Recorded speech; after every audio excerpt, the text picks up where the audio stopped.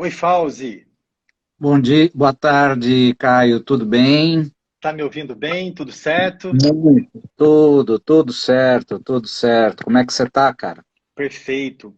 Vou aproveitar esse início para já dizer para todos que vão entrar agora, depois, que isso também será um episódio do podcast do SEI Acadêmico, que nós tentaremos manter com bastante regularidade e dando continuidade às lives, aos episódios que nós temos feito anteriormente. Neste exato momento, 25 de agosto, nosso podcast ainda não foi criado, será criado nos próximos dias, com vários episódios que nós já gravamos nesses últimos dias.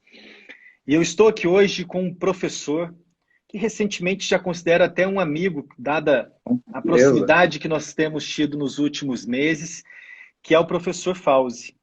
Eu já vou passar a palavra para o professor Fauzi também se apresentar para vocês e também contar um pouco da sua experiência como professor, inclusive no ambiente online, e depois para já fazer uma pequena introdução deste assunto que nós vamos conversar, da duração, controle da duração da medida cautelar no processo penal. Uhum.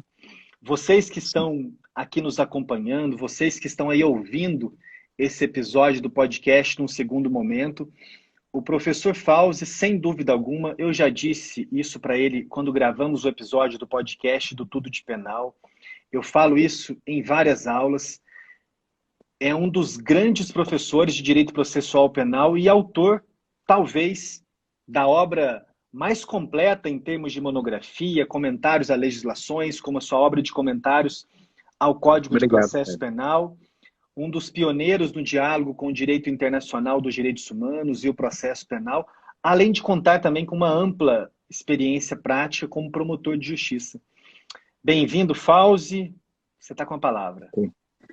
Muito obrigado, Caio. É uma imensa alegria poder mais uma vez estar ao seu lado, a quem eu também considero um grande amigo, não só pelas afinidades acadêmicas, pelos trabalhos que temos realizado, mas pela união espiritual que realmente tem nos unido muito, né?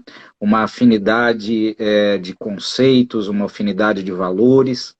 E nós estamos aqui juntos nesse projeto sensacional que é o SEI Acadêmico, e eu inicio, aproveitando a sua deixa, para assim enfatizar que na minha experiência docente, progressivamente eu compreendi que a tecnologia não pode jamais ser considerada como uma inimiga do ensino.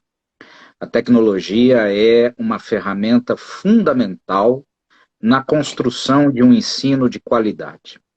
E se eu for voltar um pouquinho na minha memória ao longo do tempo,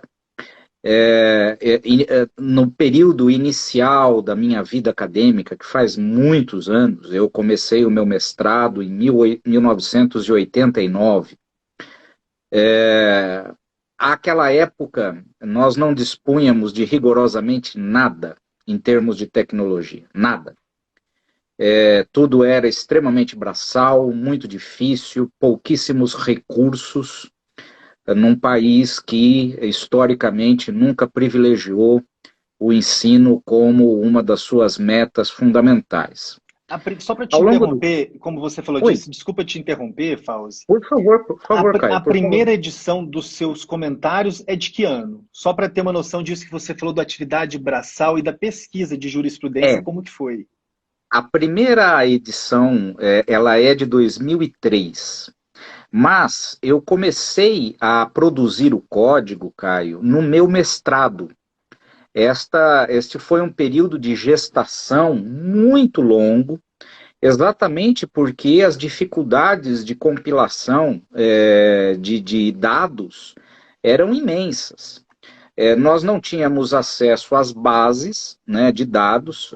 A gente precisa lembrar para gerações mais jovens que, por exemplo, o acesso à jurisprudência era um acesso filtrado por revistas consideradas, então, como repertórios autorizados de reposição.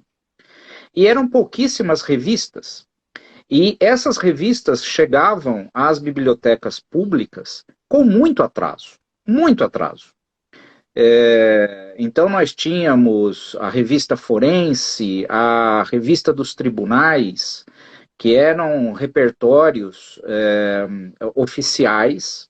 Portanto, inclusive isso tinha uma repercussão muito grande na parte prática, quando você tinha de interpor um recurso extraordinário ou um recurso especial. Não é como hoje, que nós temos bancos de dados, e você está construindo um acervo sensacional nisso, com jurisprudência internacional, inclusive, né, com a jurisprudência das cortes de direitos humanos.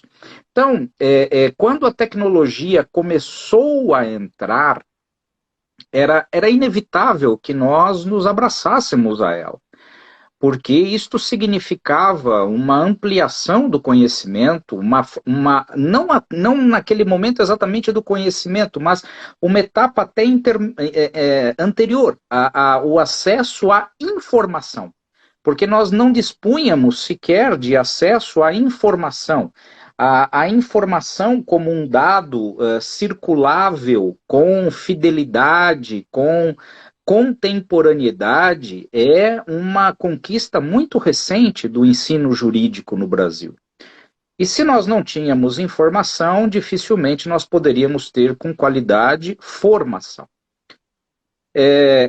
No início da invasão tecnológica, havia muito preconceito quanto aos dados obtidos por meios informáticos.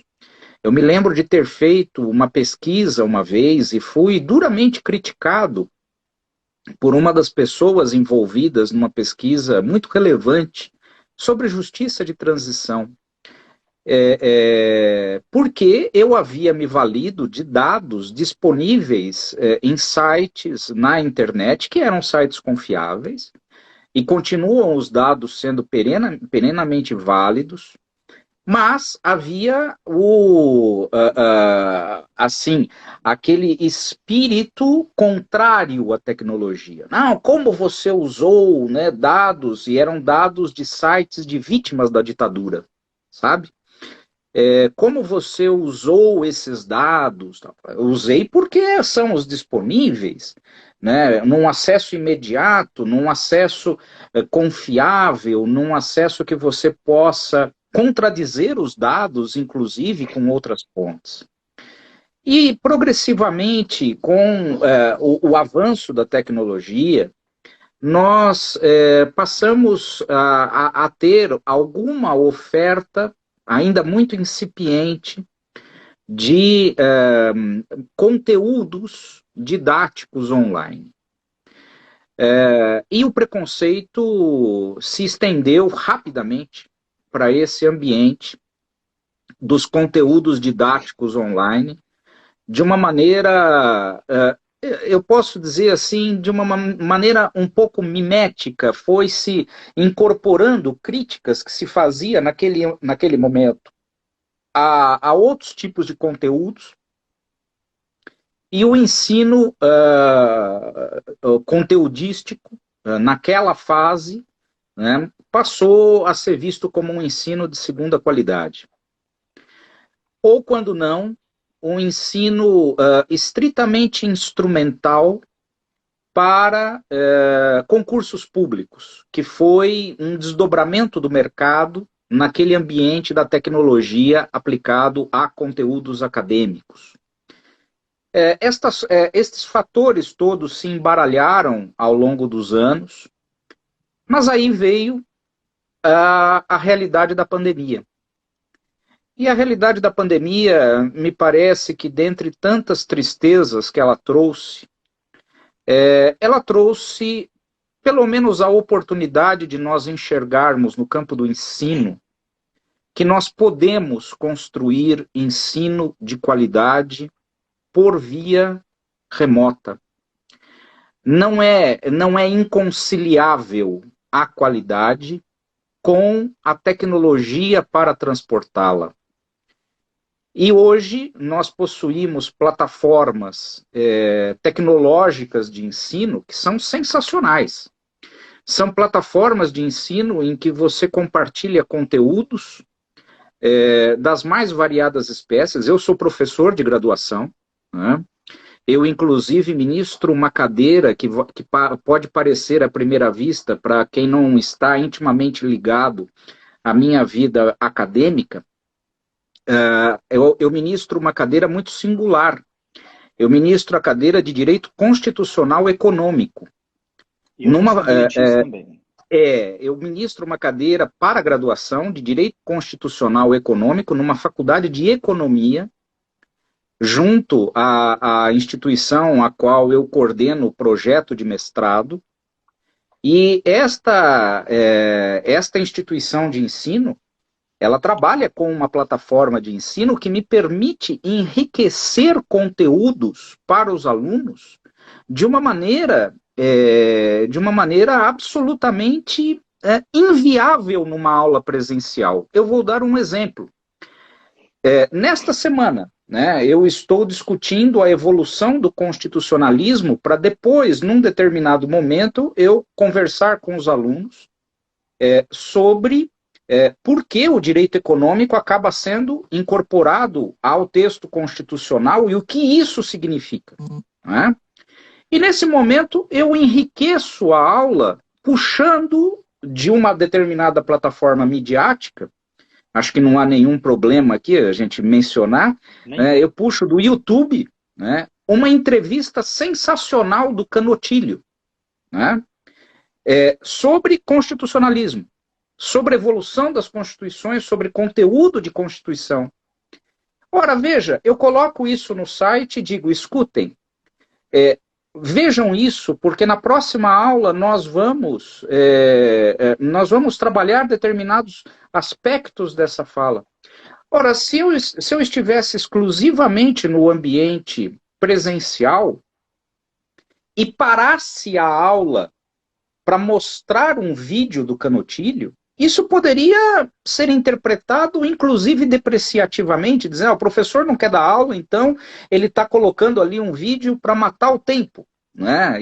Essas coisas também existem numa crítica mais rasteira, mas estas coisas também existem, nós precisamos conviver com elas. Então, não, eu coloco lá o vídeo e digo, olha, assistam, são 28 minutos, disso que ele está falando interessa do minuto tal ao minuto tal, o aluno vai lá, consulta, tem uma devolutiva legal, né, na aula seguinte. Né? Então, esta nova realidade nos mostra que nós podemos, sim, fazer ensino de alto nível, com exigências metodológicas altas, com uma oferta de conteúdo amplo, com muita informação, Caio, e aí eu até destaco um aspecto, com muita informação precisa. Este é um dado extremamente significativo, porque numa aula presencial, né, é lógico, o professor, dependendo do seu cabedal de conhecimento, do seu estofo, ele vai, por exemplo, se referir, olha, tem lá uma decisão do Supremo, e, por exemplo, eu sou um cara que tem uma memória horrível para números, sempre tive, né? Eu jamais, assim, lembraria um número de um acórdão significativo. Eu poderia, pura e simplesmente, dizer, olha, tem lá uma decisão referência e tudo, um precedente muito importante. Mas hoje eu consigo oferecer isso para quem está assistindo o curso, a aula, seja a aula ao vivo, síncrona, seja a aula assíncrona, seja um curso disponibilizado online, sob demanda, de qualquer modelo. Eu coloco lá precisamente, olha, é este o acórdão, tal data de julgamento, vejam este trecho. Esta precisão da informação me parece ser um dado fundamental no ensino à distância. Porque é lógico, o ensino à distância, ele limita o contato evidente, presencial. Isso pode ser minimizado por canais de comunicação, isso pode ser minimizado por disponibilidade para lives ou para conteúdos específicos de alunos que se engajam num determinado curso. Então, o professor diz, olha, dentro desse curso eu vou disponibilizar o dia X a tal hora para a gente conversar, quem quiser entra lá no link e eu tô lá. Tá, tudo bem, e minimiza. Mas a gente sabe que é diferente, há limites, né? Mas o ensino à distância se nos limita no contato pessoal, ele nos oferece muitas outras vantagens, nos oferece a possibilidade de uma solidez de conhecimento, porque, por exemplo, dependendo da oferta de cursos, a pessoa interessada assiste uma vez a aula, pô, eu não consegui entender bem, a pessoa vai e assiste de novo, né? Não, agora eu peguei, agora eu tive a percepção exata do que estava querendo ser passado. Então, tudo isso para enfatizar, Caio, que ao longo da minha trajetória como docente, a tecnologia sempre foi vista por mim como uma aliada. E eu digo, expandindo essa afirmação, eu digo a mesma coisa em relação à atividade jurisdicional. Eu sou promotor de justiça já há quase 32 anos, né? Eu convivo, obviamente, nessa realidade atual com o sistema de home office.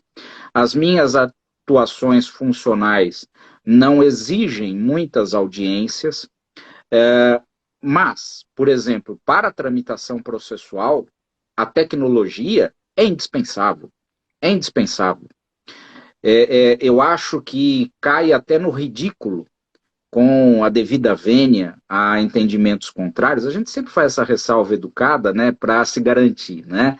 Mas cai até no ridículo a sustentação de que nós precisamos, porque precisamos ter processos físicos em papel.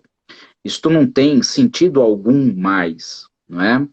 E dentro de determinados limites, para determinados atos processuais, alguns em caráter excepcionalíssimo, a tecnologia ajuda demais a uma prestação jurisdicional efetiva. E em se tratando do ensino... Diga, fica à vontade. Não, não, por gentileza, Caio, por favor, por favor.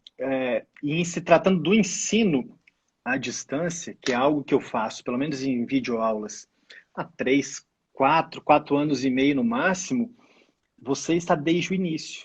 Desde o início, nas primeiras iniciativas lá do saudoso Luiz Flávio Gomes, você estava desde o início, praticamente, em outras plataformas. Aliás, foi um gênio do empreendedorismo pela internet, o Luiz Flávio Gomes. Né? Estava tão à frente do seu tempo, mas sabendo aproveitar também as novidades tecnológicas do seu tempo. E aquilo que você falou da informação, isso é realmente impressionante. Eu recomendo para o pessoal que depois procure. Na revista Liberdade do IBCCRIM tem uma entrevista super interessante com o Delmanto, ele explicando como que era o processo da família dos Delmantos de fazer a pesquisa de jurisprudência totalmente manual e braçal. É algo que hoje nós temos uma facilidade de linkar uma jurisprudência do Tribunal Europeu com várias decisões monocráticas do STF em questão de segundos, minutos. Exato, Caio. Exato. E você, com essa sua referência, você me deu a oportunidade de homenagear 3 núcleos de pessoas muito queridas. Uma, lamentavelmente, nos deixou muito cedo, que foi o realmente saudoso Luiz Flávio Gomes. Assino embaixo a sua adjetivação, foi um empreendedor do ensino de qualidade, nós precisamos reconhecer, porque se você pegar a grade de professores nos cursos de pós-graduação, em sentido estrito, que desde um primeiro momento ele organizou, você vai ver ali, em todas as áreas, nomes que hoje são referências obrigatórias na literatura nacional. Então... E era uma máquina, né, Fauzi? Olhando para trás, eu fico imaginando agora, eu tendo vários afazeres, o Luiz Flávio Gomes, além de ter toda aquela estrutura enorme de um conglomerado de ensino à distância, ainda produziu dezenas de obras. Dezenas, dezenas. E todas elas muito importantes, Sim, com muita pesquisa, com sim. muita pesquisa. E de fato, o Luiz abriu as portas para que a gente pudesse entender aonde nós estávamos entrando quando falava ele em democratização do ensino, não é? Então, fica aqui, em primeiro lugar, a homenagem ao Luiz. Em segundo lugar, a homenagem ao meu querido Roberto Delmanto, a querida família Delmanto, que são pessoas que eu admiro e com quem o Roberto foi meu colega de pós-graduação, amigo de muitos anos, né? E aquilo que você falou sobre a garimpagem manual de precedentes, eu vivenciei isso numa obra, e aí entra a minha terceira homenagem aos meus estimadíssimos ídolos, Alberto Silva Franco e Rui Stocco, Sensacional. porque Alberto e Rui tiveram e têm uma obra paradigmática que é o Código Penal e sua interpretação jurisprudencial. A Lena, wie geht's? Alles gut? Há uma amiga aqui que acaba de entrar, Lena Brandt, que é uma pessoa muito querida, ela é alemã, né? Ela mora numa cidade na fronteira com a Dinamarca e nós Olha só. tivemos aqui em casa a alegria de hospedá-la durante um certo tempo num estágio acadêmico que ela estava fazendo aqui no Brasil. Então, danke dir, Lena. Então, o Alberto e o Rui tinham o Código Penal e sua interpretação jurisprudencial, e eles, num determinado momento, resolveram fazer o Código de Processo Penal e sua interpretação jurisprudencial, e eu participei da primeira edição. Caio, eu nunca sofri tanto na vida para fazer um trabalho, nunca. Porque o meu código, eu vim produzindo vagarosamente ao longo dos anos, mas ali, naquela obra, nós tínhamos um deadline editorial, né, que precisava ser obedecido. Era uma obra com muita repercussão, e o Alberto e o Rui, com muita razão, estavam ali acompanhando de perto toda a produção. Era um caos, garimpar jurisprudência no braço. E não só dos Porque tribunais superiores, né? não, exatamente. E você sabe, quando me chegou às mãos, um pouco antes de ter entrado naquele projeto, é...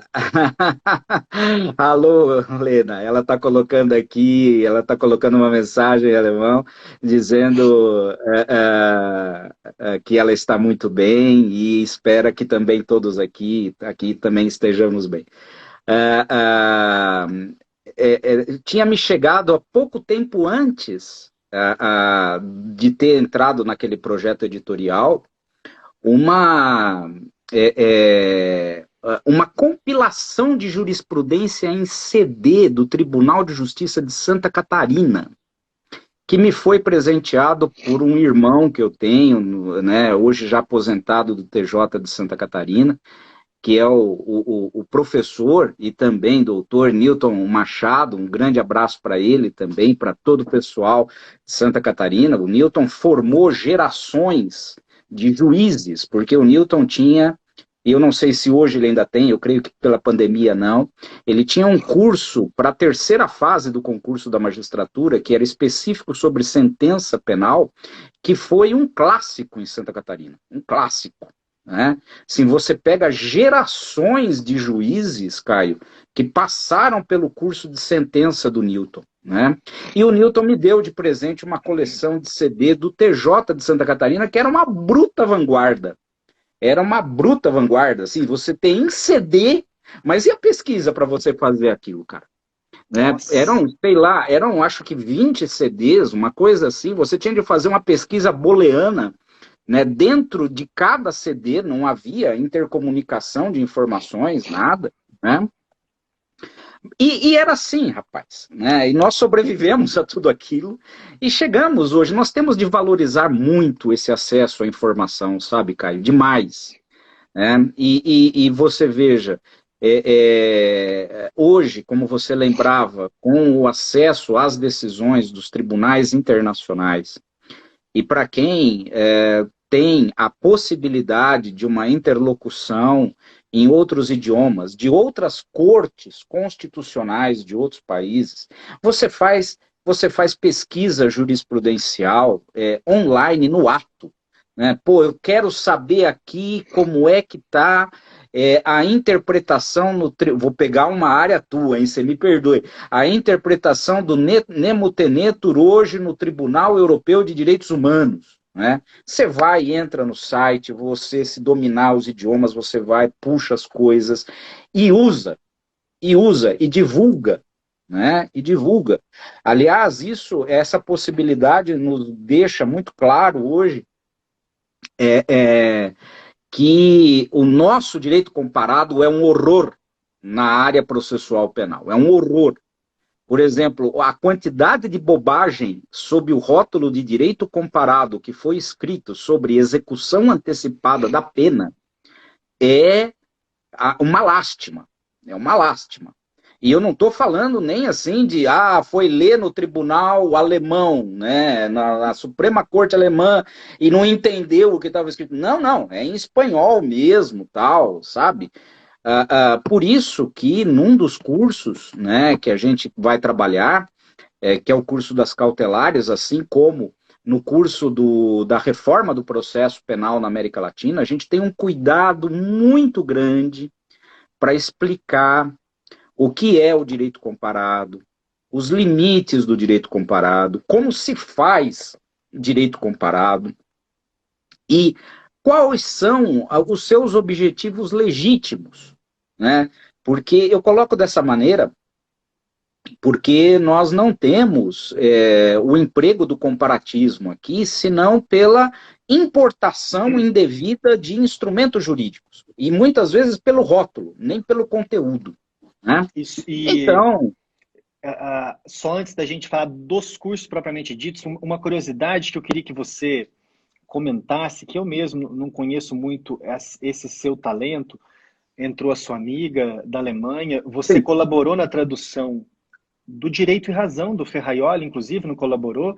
E sim, fala, sim, conta para mim, para os nossos ouvintes, quem vai acompanhar depois, esse seu talento com os idiomas. Se você está traduzindo também a obra do Colomer, que você comentou comigo, né, do processo penal isso europeu. é assim, Caio. Você Então, transita eu por vou quais fazer, idiomas? Conta pra gente. eu vou fazer aqui pela primeira vez, eu vou fazer uma afirmação pública sobre esse assunto. Eu venho de uma origem muito pobre, Caio. O meu início de vida, até eu conseguir entrar na faculdade, na USP, que foi um sacrifício imenso, assim como foi um sacrifício imenso ter me mantido durante a graduação na USP, era um ritmo muito pesado. Mas na minha adolescência, Caio, eu não tinha recursos econômicos. Então, eu não tive uma vida a partir dos meus 12 anos, né? Até os 12 anos eu era de uma classe média baixa. A partir dos 12 anos, fatos aconteceram na minha vida familiar que me levaram para a classe baixa, baixa mesmo. Eu não tinha os recursos de lazer, né, que seria pensável, né? Não tinha aquela coisa de ir para clube, não tinha aquela coisa de ir para praia, não tinha nada disso. E na minha adolescência eu morei em Ribeirão Preto, lugar da família da minha falecida mãe, né? E em Ribeirão Preto eu achei um curso de italiano de graça. Eu tinha 15 anos, oferecido pelo Círculo Italiano, que é uma sociedade de oriundi, né? E eu não tinha o que fazer, bom, entre ficar na rua e não ter o que fazer e estudar, eu vou estudar. E fui estudar. E fui estudar italiano e foi assim que eu comecei. Eu comecei com 15 anos. Na época, eu era auxiliado por uma parte da família da minha mãe que ajudava a gente naquilo que era possível, né? E uma pessoa da família ajudava, pagando uma escola para mim, né? Ele tinha essa condição, ele prezava muito, também uma pessoa já falecida há muitos anos, ele prezava muito a questão da cultura, do ensino, né? Ele mesmo foi um homem, para o seu tempo, muito culto, né? Muito além daquilo que era a origem da família, da minha família materna. E ele me ajudava pagando então os estudos do meu colegial. E no colegial eu ganhei uma bolsa de estudos para a cultura inglesa porque eu tinha uma performance boa. Aí então eu fui caminhando com esses dois idiomas, né? E consegui entrar na faculdade.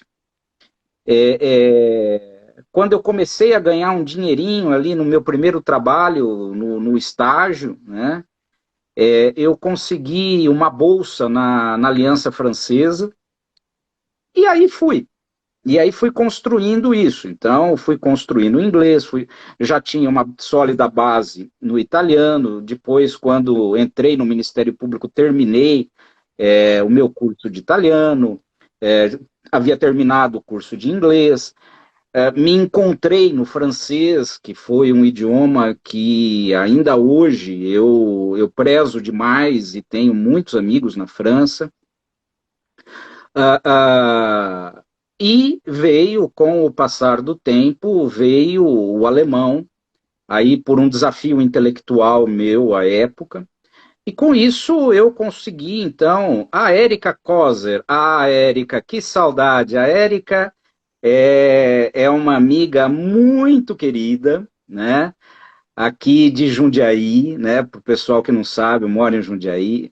Assim, muitos anos atrás, a Érica foi colega nossa aqui no MP, foi estagiária, e depois a Érica foi minha aluna numa pós-graduação, né, em Direito Penal e Processo Penal. Hoje a Érica não mora mais no Brasil, e eu fico muito, muito feliz de poder ter a Érica aqui.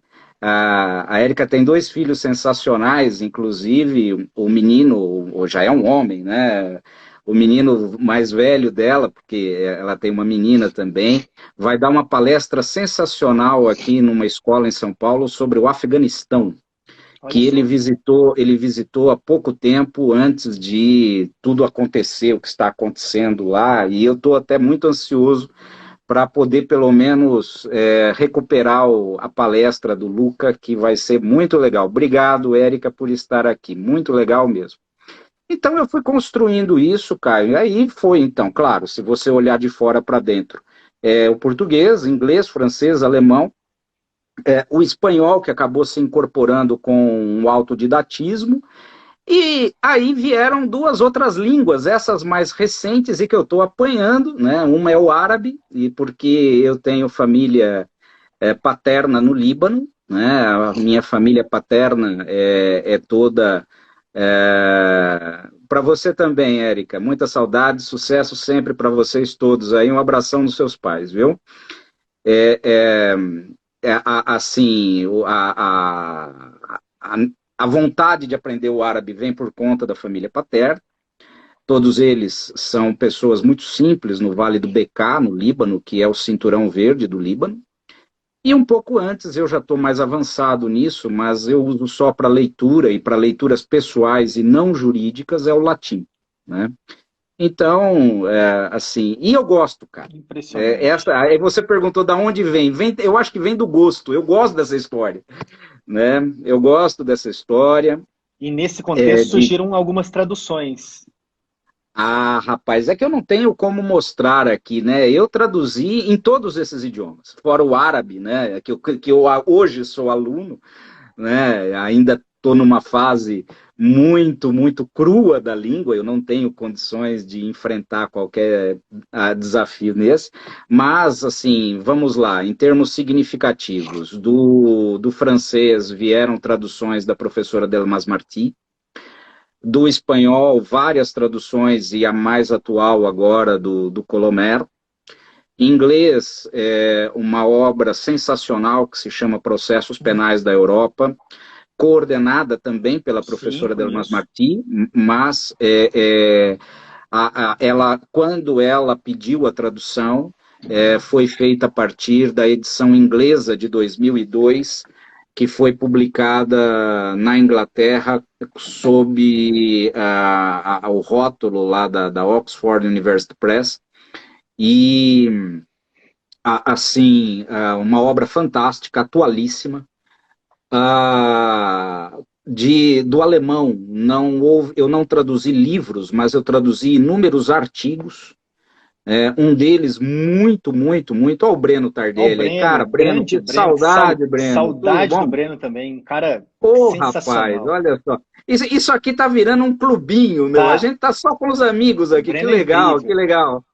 Breno, um abração para você e pro teu pai, viu? Manda um abraço lá para ele também.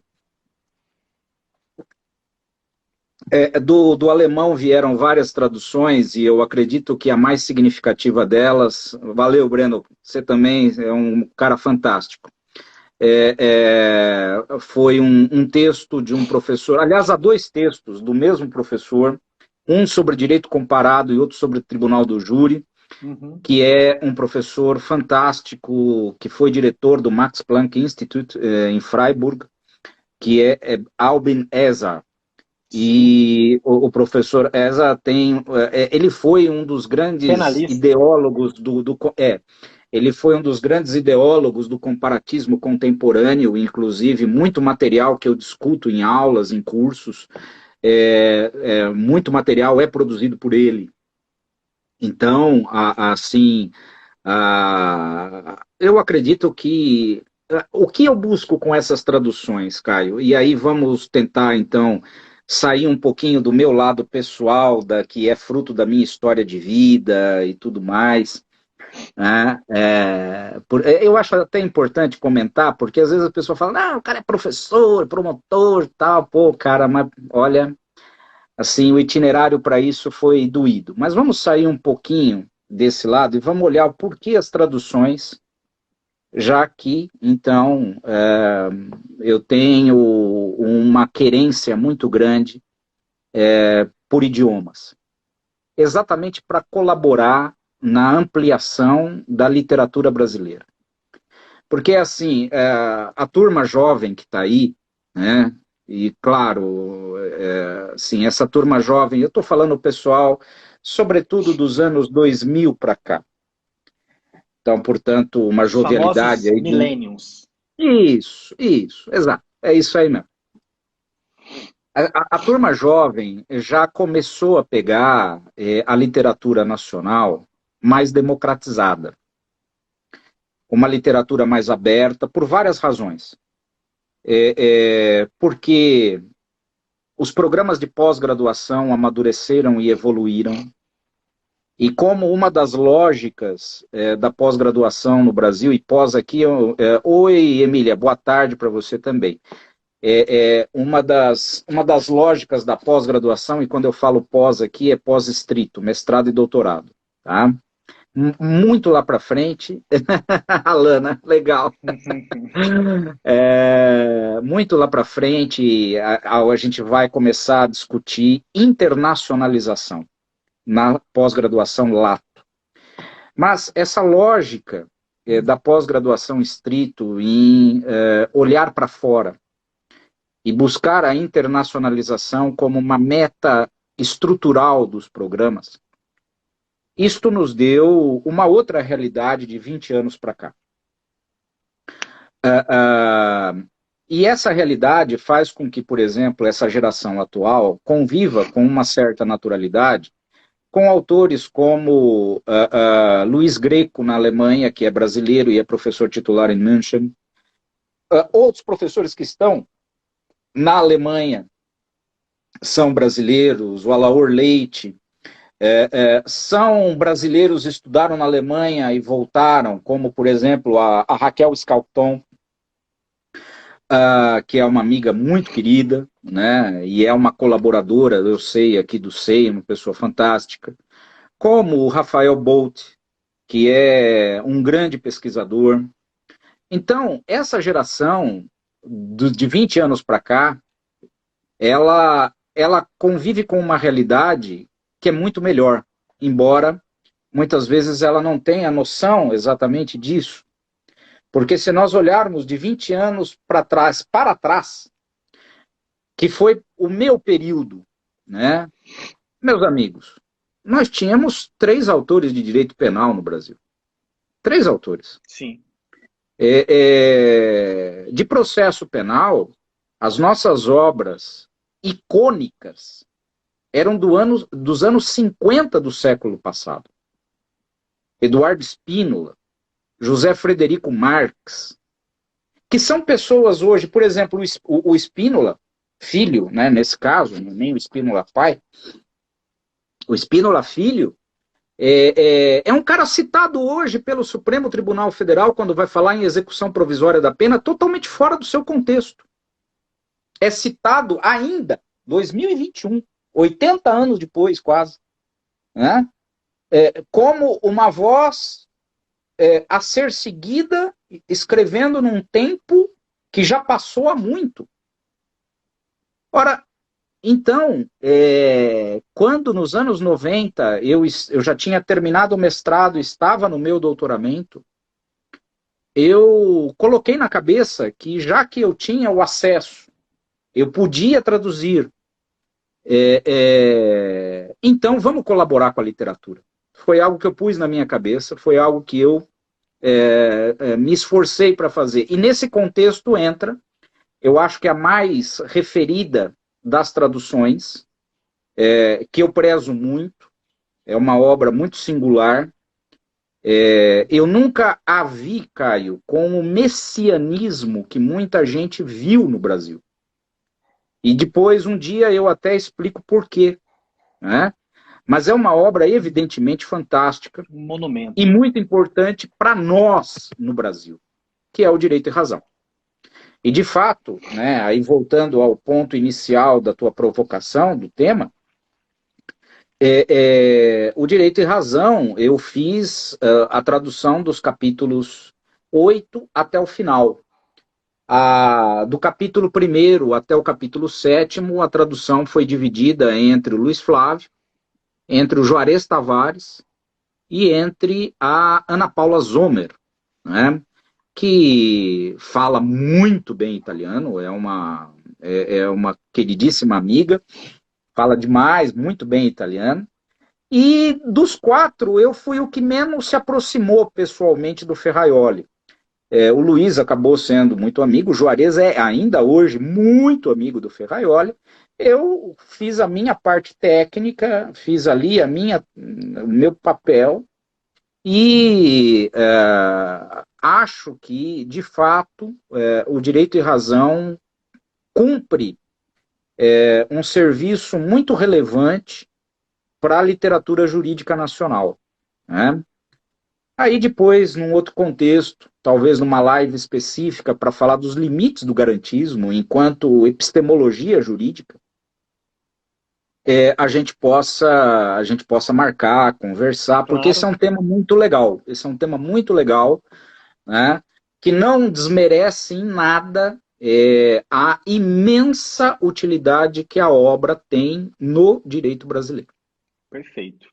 Eu acho que nós poderíamos ficar falando desses assuntos aleatórios durante muito tempo antes de chegar no assunto principal da nossa live de hoje, porque é muito bom saber desses detalhes. Eu tenho certeza que o pessoal está adorando também conhecer Legal. um pouco mais de você. E antes da gente falar, agora entrar realmente no tema, para a gente conversar um pouco sobre as cautelares, só para que eu não me esqueça de comentar depois, eu e o professor Fauzi, mais o professor Fauzi do que eu, mas nós estamos coordenando um projeto que vai sair, não vai demorar, que é singular, né, Fauzi? É realmente inédito. Estou falando desse projeto porque está justamente nesse contexto da discussão Sim. da justiça criminal no contexto comparado. É um projeto que será lançado no SEI Acadêmico, provavelmente na segunda quinzena de setembro, que será um curso de processo penal comparado, e aqui dá para a gente aproveitar para ressaltar as facilidades desse convívio e da interação online. Nós participamos juntos, gravando um professor espanhol, que parece que estava na Alemanha naquele dia, não me Exato, recordo exatamente. exatamente. Gravamos à distância, do contrário, dificilmente seria Hum, viabilizado, impossível, não seria viabilizada uma aula presencial com esse professor. Já gravamos a professora ex-juíza do Tribunal Penal Internacional, Silvia Steiner, uma excelente aula. E já gravamos também, quem, Fauzi? com o Leonel Com Gonzalez, Leonel tanto as reformas, Gonzalez, incrível a né? aula.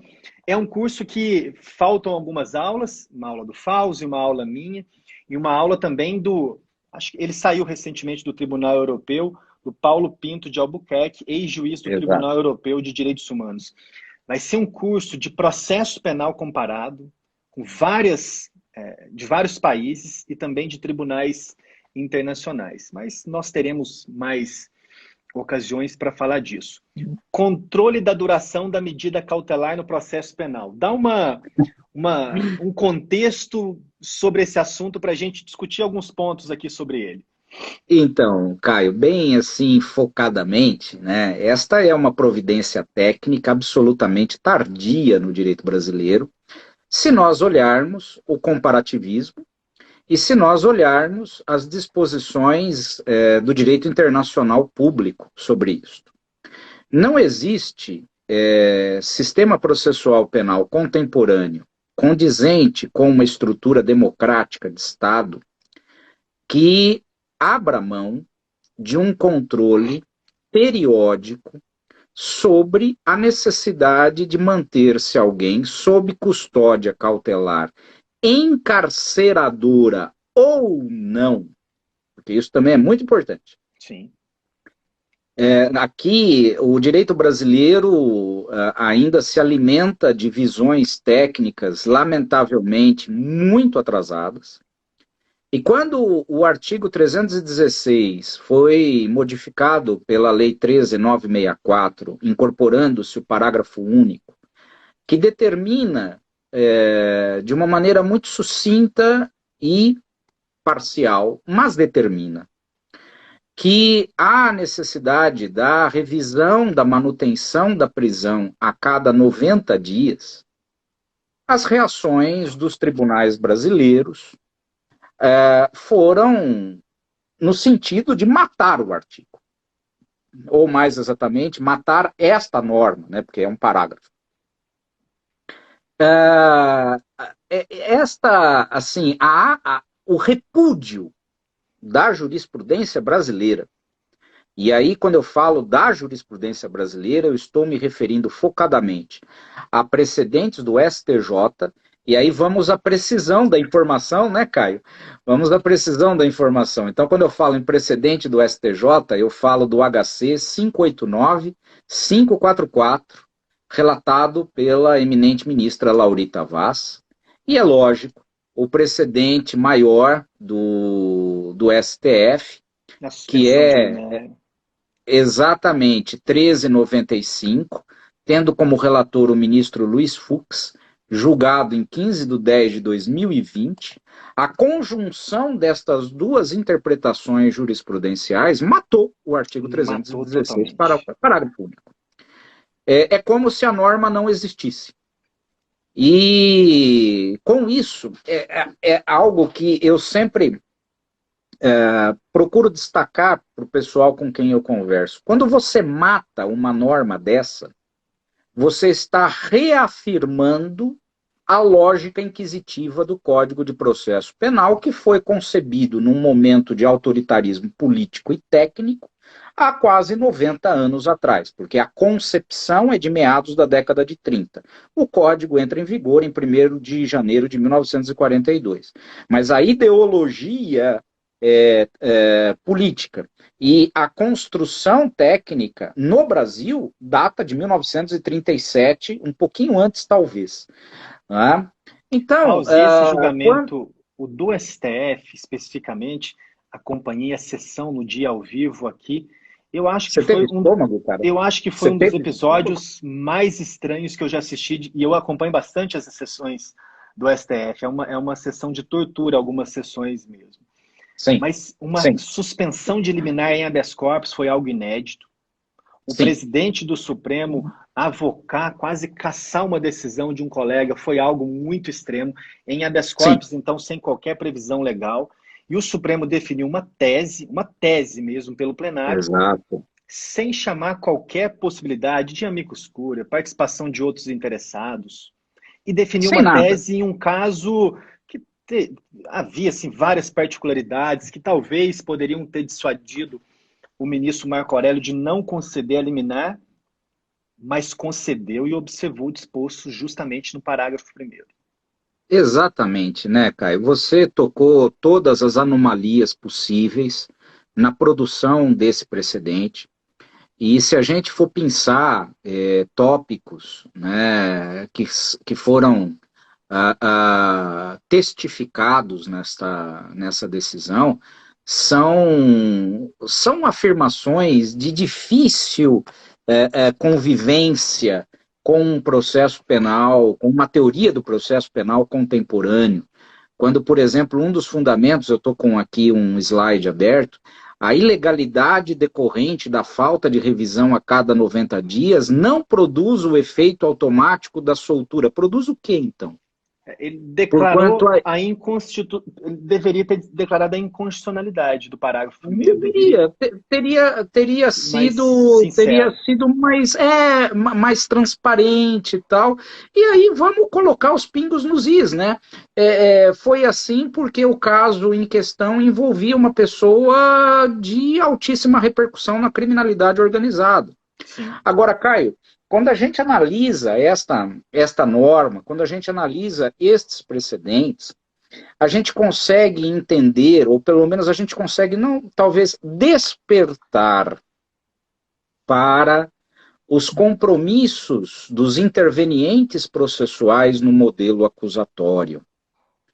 Porque o que o modelo inquisitivo faz com o processo é transformar tudo numa dinâmica que se arrasta quase que por inércia. Então, você prende o sujeito, deixa o sujeito lá, começa a executar a pena com o sujeito preso, não importa se já teve ou não condenação definitiva, transforma isso por uma alquimia hermenêutica em execução de pena. O processo inquisitivo é isso. O processo acusatório, ele exige que cada um que desempenha o seu papel o faça durante o processo inteiro. Então, quando nós olhamos o artigo 316, e isso era uma crítica que eu fazia à estrutura do artigo, a forma como ele foi concebido, era dizer que o juiz pode, de ofício, fazer a revisão. Dentro da lógica acusatória, não. Isto cabe a quem tem a titularidade da acusação. Por quê? Porque se quem tem a titularidade da acusação se cala ou diz eu não preciso mais, acabou. Jogo encerrado. Vamos tocar o processo sem a medida cautelar. Então, quando a gente observa, né, as intercomunicações normativas, o que essa norma representa para as cautelares, mas o que ela representa também para o modelo acusatório, nós começamos a despertar para a complexidade do modelo acusatório, a efetiva movimentação dos intervenientes processuais em defender as suas posições processuais. O modelo inquisitivo não tem nada disso, deixa correr, vai embora. O que importa é acusa, tá acusado, ok. Prende, tá preso, então tá, toca o barco. O modelo acusatório não é isso. E eu acho que uma das características, existem várias características, é claro, mas as que mais vão definir esse sistema é, de um lado, no inquisitório, um poder penal descontrolado sem limites, e, de outro lado, um poder penal controlado e com limites. O que nós temos hoje, e eu acho que daí também vai reduzindo cada vez mais o entusiasmo com os projetos de reforma do Código de Processo Penal. Eu até postei hoje, comentando uma decisão do STJ, que nós temos apenas 3 exemplos. Tem que fazer a audiência de custódia em 24 horas, mas se não Eu fizer, vi. também não tem consequência. Não Eu vi, pode converter o flagrante em preventiva de ofício. Mas eu se o vi. MP pediu depois também, está tudo bem. E essa da desnecessidade da revisão em 90 dias que você comentou. É um Pois é, parágrafo que Caio. foi anulado do artigo 316. Pois é. Isso também, Caio, nos leva. Você está absolutamente certo.